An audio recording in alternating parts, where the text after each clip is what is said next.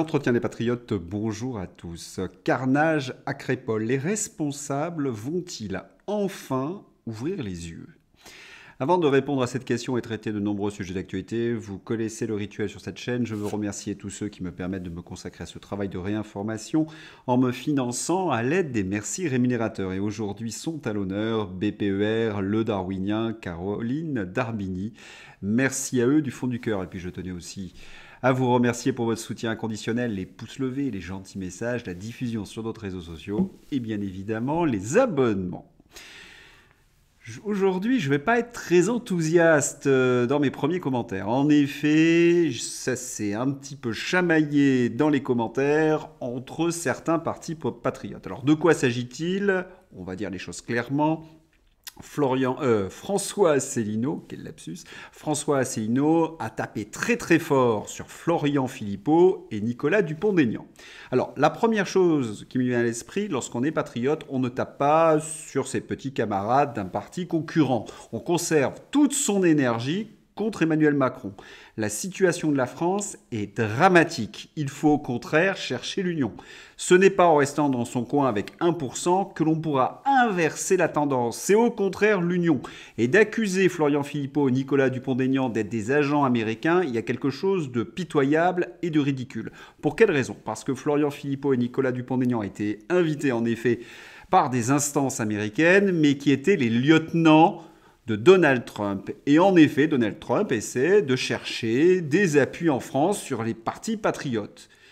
Comment oser faire l'amalgame entre les patriotes américains de Donald Trump et les démocrates de notre ami Joe Biden? Et quand je dis notre ami, c'est largement ironique. Il y a des amalgames que je ne trouve pas tout à fait justes. Ensuite, faire l'amalgame entre différents partis patriotes, là encore, ce n'est pas juste, puisque chacun a ses caractéristiques. Si Zemmour appelle à l'union des droites, Florian Philippot, Nicolas Dupont-Aignan appellent aussi à l'union des droites, mais différentes. Nicolas Dupont-Aignan et Florian Philippot veulent faire le Frexit. Ils aimeraient monter une liste aux européennes et ils tendent la main à l'UPR. Et l'UPR dit non, on ne veut pas, on veut rester avec nos 1%, et de toute façon, on ne présentera pas de liste. Mais ce n'est pas de cette façon-là qu'on pourra sauver notre pays. Vous avez vu dans quelles conditions la France est en train de sombrer? Non, il faut au contraire s'unir et faire en sorte que tous les hommes de bonne volonté, tous les patriotes, puissent se rejoindre. Et c'est d'ailleurs le message de Philippe Murer. Je vous avais présenté son tweet hier: quand je vois l'état de délabrement de notre cher pays, je ne peux qu'être triste et en colère. Que les souverainistes gaullistes, ils sont très nombreux d'ailleurs, ce n'est pas seulement Nicolas Dupont-Aignan, Florian Philippot, il y a des dizaines de micro-partis, ne trouvent pas un accord pour créer la seule force politique qui nous permettra de nous en sortir. Sans souveraineté nationale et populaire, il n'y a aucune chance évidemment de relever la France. Et nous sommes à 6 mois des élections européennes et l'alliance cohérente des souverainistes qui sont en plus tous gaullistes devient urgent. Nous pouvons dépasser 5% et devenir un parti qui compte et même décolle. Et puis on va rappeler quelques souvenirs historiques. Comment les Anglais ont-ils quitté l'Union européenne? Grâce à qui? Le nom vous traverse l'esprit, c'est Nigel Farage.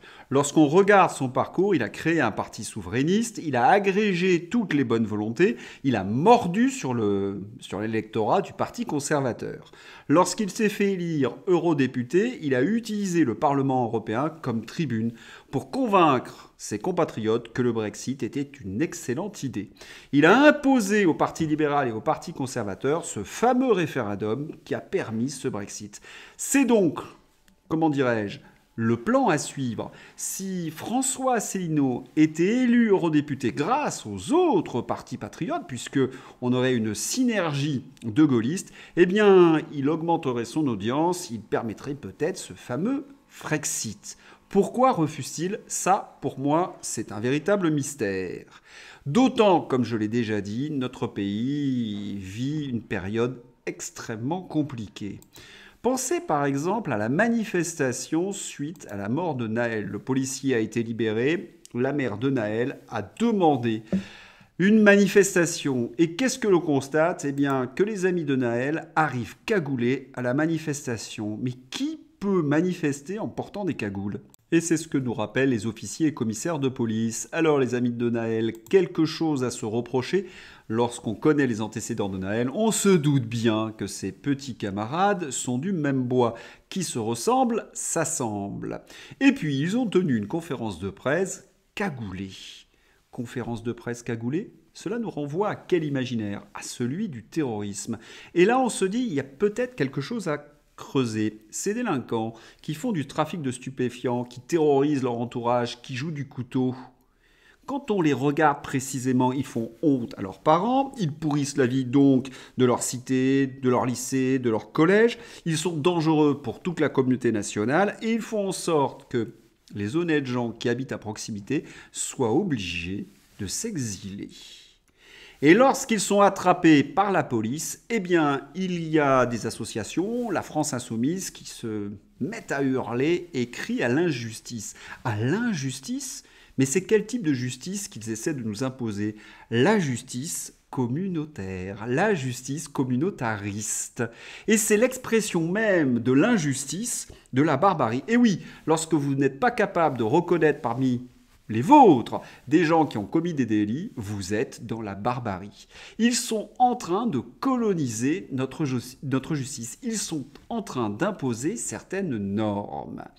Et comme je l'ai dit précédemment, ils pourrissent petit à petit la vie des Français qui sont obligés de partir. Et c'est maintenant un phénomène qui touche les campagnes et notamment Crépol. Crépol, victime d'un authentique carnage. Oh, cela avait pourtant bien commencé.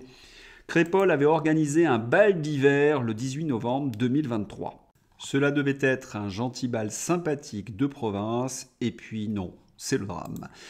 Dans la nuit du 18 au 19 novembre, aux alentours de 2 h du matin, alors que 400 personnes étaient réunies dans la salle des fêtes de Crépol pour un bal, des individus non identifiés ont pénétré dans la salle communale et ont attaqué plusieurs personnes à l'arme blanche, a appris le Figaro de sources de gendarmerie. Article de la presse mainstream, mais la réalité est horrible. C'est un bain de sang. Des jeunes de cité ont encerclé la salle des fêtes et planté des gens à l'aveugle. Le videur s'est fait trancher les doigts. On faisait un massage cardiaque à un jeune par terre. Maxence, présente lors de la mort de Thomas Crépol, témoigne. L'origine, selon le procureur, une expédition programmée. Les habitants parlent d'un groupe venu du quartier de la Monnaie à Romans-sur-Isère. Pas de confirmation officielle, mais le procureur de la République, Laurent de Queny, souligne ce dimanche après-midi que les premiers éléments recueillis peuvent laisser penser que l'expédition à Crépol a été programmée. L'enquête est ouverte pour homicide volontaire et tentative d'homicide en bande organisée. Quelles sont les raisons de cette attaque ? Y avait-il une volonté de tuer le jeune décédé et d'autres jeunes du village ? C'est la section de recherche de la gendarmerie de Grenoble qui a été chargée de l'enquête. Et dire que certains de nos compatriotes jouent les autruches, vous savez, ce gros volatile qui met la tête dans le sable pour ne pas affronter la réalité. Mais qui la regarde, la réalité. Il y a eu des coups de couteau de partout. L'émotion d'un ami de Thomas, ado de 16 ans, tué lors de l'attaque d'une fête de village à Crépol. Nous présentons toutes nos condoléances aux parents de Thomas. Je vois déjà les titres de la presse de gauche nous expliquant que ce n'est qu'un fait divers, qu'il ne faut pas généraliser. Mais ce genre de fait se produit de plus en plus. C'est ce que nous rappelle François. Choc dans la commune de Saint-Martin-Petit. 650 habitants, individus armés, menaces. Invités pour chasser en voiture, parents en panique. La fête d'anniversaire d'un jeune de 18 ans tourne à l'épouvante. Marcoussis, une trentaine de jeunes s'incrustent à une fête familiale et attaquent sauvagement les invités, faisant 15 blessés. On s'est fait massacrer. Je pourrais continuer cette sinistre litanie pendant un bon moment. Alors, qui sont les responsables de cette situation ? Vous les connaissez, nous les avons suffisamment dénoncés sur cette chaîne. C'est ce fameux triangle du pouvoir. Dans un angle, vous avez l'UMPS, tous les hommes politiques qui se sont succédés depuis Valéry Giscard d'Estaing. Ils ont voulu mettre en place cette Union européenne. Deuxième angle de ce triangle du pouvoir, les européistes. Ils ont un plan. D'ailleurs, ce n'est pas une théorie du complot, il suffit d'aller sur le site du World Economic Forum, c'est le fameux agenda de Davos. Et leur objectif, et ils l'affirment, ce n'est donc pas une théorie du complot, c'est de dissoudre nos nations, c'est de dissoudre nos cultures, et un des moyens, c'est bien évidemment l'émigration. Et puis, il y a le troisième angle, la presse bourgeoise bobo. La presse bourgeoise de centre-ville déteste tous les Français qui sont au-delà du périphérique. Ils le disent suffisamment. Et ceux qu'ils craignent, tous ces éléments de ce triangle, les trois angles du triangle, c'est la démocratie. Regardez par exemple cet article de l'Aberration, qui est vraiment là, j'ai presque envie de dire, le centre du triangle, le billet de Thomas Legrand. Répartition des étrangers en zone rurale, Macron ne doit pas céder à la fachosphère. Pour bien contextualiser, il ne faut pas oublier qu'Emmanuel Macron veut répartir les migrants dans les campagnes. Et notre ami, je le dis de manière très ironique, Thomas Legrand défend le président de la République. Alors on voit bien qu'ils sont tous plus ou moins unis dans le projet européiste. Et il diabolise les adversaires de cette politique par la fachosphère. C'est ce qu'on appelle une inversion accusatoire. Pour une raison simple, est-ce que Thomas Legrand a demandé aux habitants des villages s'ils étaient d'accord pour cette répartition? Est-ce qu'il a organisé des référendums? C'est-à-dire qu'il impose à des habitants de petites communes l'accueil de migrants alors qu'ils n'en ont pas les moyens. Et il nous explique, sans rire, que la proposition du président de mieux répartir les demandeurs d'asile dans les campagnes fonctionne déjà bien à petite échelle, n'en déplaise à la droite et à l'extrême droite. Nous voyons par ailleurs ce qui s'est passé à Crépol, qui est en effet une très belle illustration. Mais regardons de plus près. Agression, centralisation, finance, la grande inquiétude des maires de France.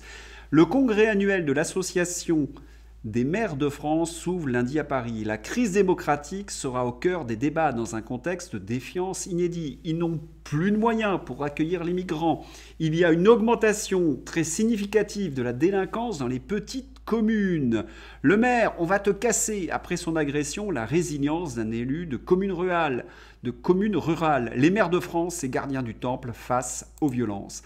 Merci à Thomas Legrand de propager des propos qui sont ni plus ni moins de la propagande. Vous avez donc une France qui a basculé dans l'orange mécanique et des journalistes de l'Aberration nous expliquent « mais non, tout va très bien ». C'est quel niveau de propagande et de fake news? Je vous laisse juge. Et puis, qu'attendre d'un journaliste de l'Aberration?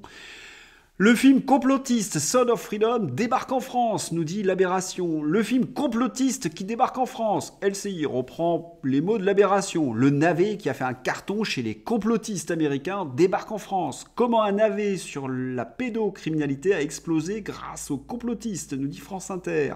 Son of Freedom, brûlot conspirationniste ou simple navet. Pour avoir vu mercredi dernier ce film Son of Freedom, pour l'avoir aimé, pour le recommander, je peux vous dire que ces critiques médiatiques sont tout bonnement délirantes. Comme tout le reste. Navet, absolument pas. Complotiste, pas le moins du monde. Mais un film qui dénonce les réseaux criminels de trafic d'enfants, un film qui marche malgré les médias.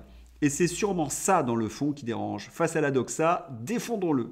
Et oui, tous ces bobos détestent ce que nous aimons, ils détestent la France, ils détestent notre culture, ils détestent nos traditions. Ils vont même à détruire ce qu'il y a de plus sacré, ce qui unifiait autrefois la population française. Je veux parler de la fête de Noël. Regardez ce qui se passe à Nantes. Regardez les décorations de Noël à Nantes. La mairie assume son approche multiculturelle avec une mère Noël féministe en jogging, de la cuisine mongole et afghane. Ce niveau de haine de nos traditions relève de la psychiatrie. Et ils nous parlent dans Libération de créativité. Ce que j'aime, c'est que lorsqu'ils font des grosses bouses, ils nous disent c'est créatif. Et ils se roulent dedans, bien évidemment. Sans transition, nous allons ouvrir la page internationale, Moyen et Proche-Orient. Écoutons ce que nous dit Alexandre Delval. La perte de Gaza pour le Hamas n'est pas une défaite pour le mouvement islamiste. La stratégie du djihadisme consiste à risquer de perdre des vies et des territoires en poussant le plus fort à commettre l'erreur des représailles disproportionnées afin de conquérir les esprits solidaires des martyrs et les gagner à la charia et donc au califat. Sur cette chaîne, on s'est souvent interrogé sur les buts de guerre de Benjamin Netanyahou. On se rappelle que dans les 15 premiers jours, il y avait comme plan de faire en sorte que les Palestiniens soient déportés soit en Égypte, soit en Jordanie. Ces deux pays ayant refusé, eh bien maintenant Israël change son fusil d'épaule et veut nous imposer les Palestiniens. La ministre israélienne du renseignement, Gila Gamliel, appelle la communauté internationale à promouvoir la réinstallation volontaire des Palestiniens hors de la bande de Gaza, plutôt que d'envoyer de l'argent pour reconstruire le territoire pilonné par Israël. Vous imaginez, c'est nous qui devons payer pour les dégâts qui ont été occasionnés par les Israéliens. Ils sont quand même un peu gonflés. Ça se précise, une ministre du gouvernement israélien veut déporter les Palestiniens dans un autre pays. La France doit s'y opposer avec la plus grande fermeté. Mais voilà, celui qui nous gouverne est prêt déjà à accueillir des enfants palestiniens. Alors, nous sommes tout à fait d'accord, s'il y a une souffrance des enfants, nous devons les accueillir. Mais il ne faut pas que ce soit une avant-garde pour accueillir des centaines de milliers de Palestiniens. Parce que Emmanuel Macron colle à tous les narratifs. Emmanuel Macron s'est inquiété auprès de Benjamin Netanyahou des trop nombreuses pertes civiles à Gaza, lui rappelant la nécessité absolue de distinguer les terroristes de la population et l'importance d'instaurer une trêve humanitaire immédiate devant mener à un cessez-le-feu. Ce qu'il y a de fascinant avec Emmanuel Macron, c'est qu'il ose tout.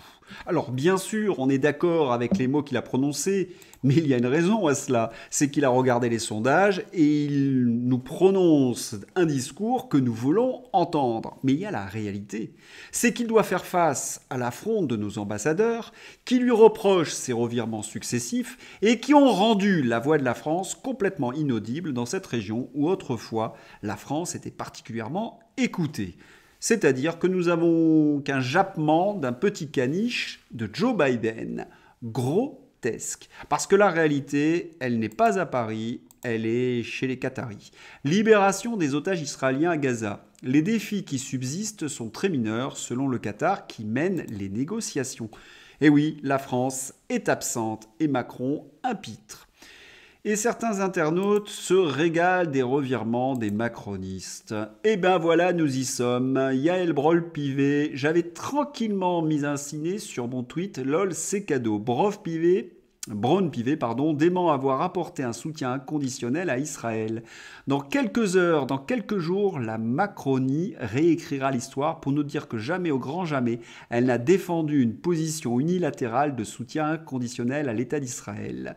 Et oui, comme Emmanuel Macron qui nous expliquait qu'il fallait faire une grande coalition contre Daesh, des bouffons, des pitres, et qui déshonorent la voix de la France. Allez, puisqu'on parle de bouffons de pitre, BHL, vous vous en souvenez du bide hautement lucratif? Et vous savez que ce film est dédié à la gloire de BHL. Et sur la couverture, on voit un soldat avec un drôle de soleil. Et bien ce soleil, c'est un emblème nazi.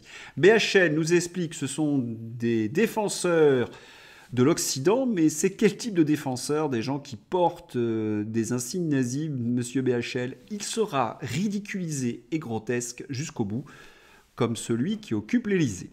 Si vous avez aimé ce journal, n'hésitez pas à le soutenir, à le diffuser sur d'autres réseaux sociaux. Et puis je vous souhaite une excellente journée. À bientôt. Au revoir.